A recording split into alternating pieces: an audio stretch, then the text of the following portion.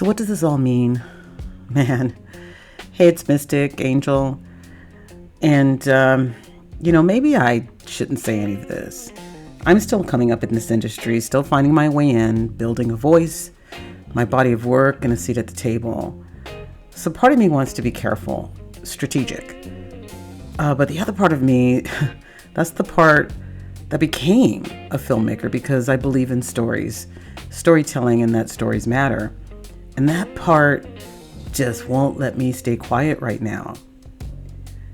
See, everyone's talking about Warner Brothers and Netflix and the deal that's on the table, about who's going to buy who, about whether Paramount is positioning itself for a takeover. But I think we're asking the wrong question.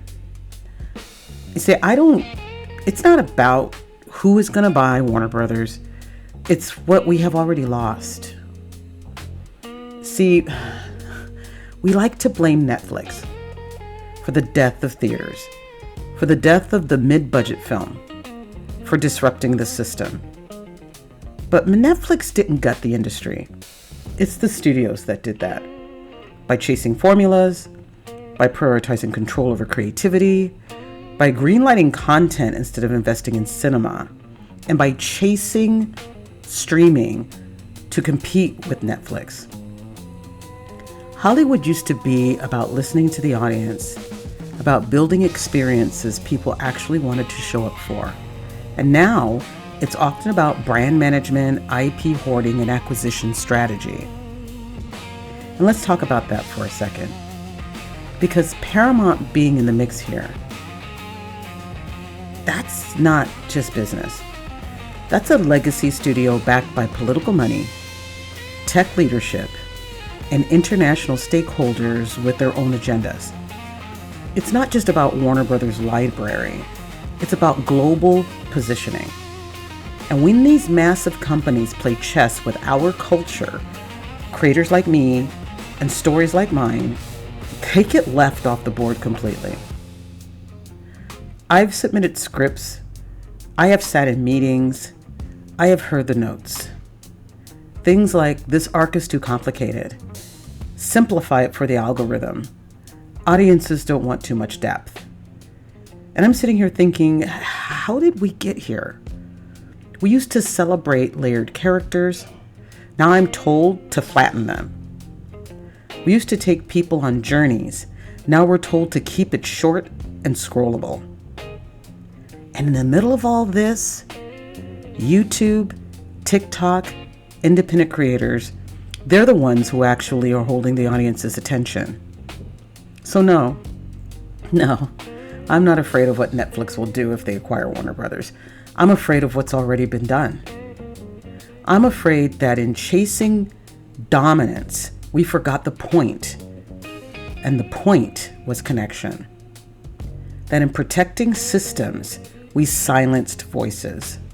That in trying to outpace change, we lost the very soul of the industry.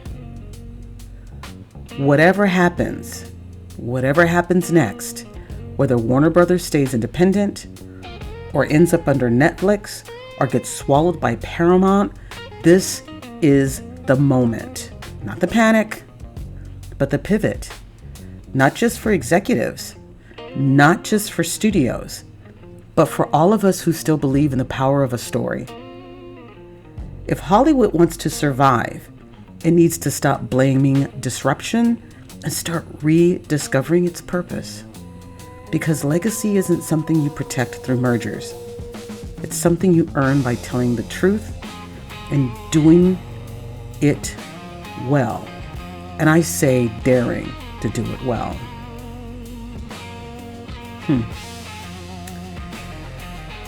I'm Dr. A.Y. Heath with Mystic Scribe Studios. And I'm watching this very closely. And I hope you are too.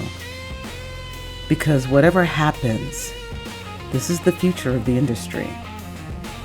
And you may not care about that because you may only be thinking about one thing. That one IP that you've got your eyes on that you feel like has been destroyed and you want someone else to get involved so they can fix it. And if that is what drives your feelings and your opinions. I want you to consider that. Who you think you want to purchase this legacy studio may not give the solution that you think they're going to give. They haven't listened to the audiences so far. I don't know that they're going to listen to the audiences in the future. I'm a fan too, and I've been disappointed too. But I don't know if either choice is the right choice. And I don't know that any choice is going to fix what's broken, because we're not focusing on what's broken. Those are my thoughts. Thank you for listening. Bye-bye now.